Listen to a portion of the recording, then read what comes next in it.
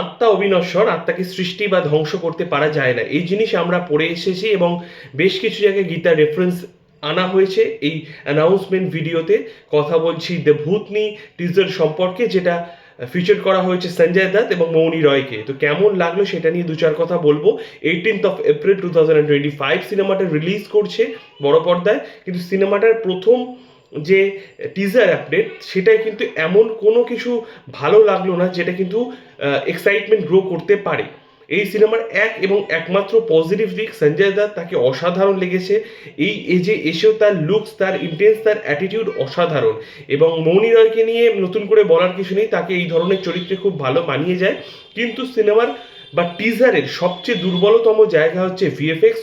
অত্যন্ত মানে ডাউন একটা ভাবে মেকিং করা হয়েছে, এবং সেটা গ্রহণযোগ্যতা কতটা পায় সেটাই সময় বলবে।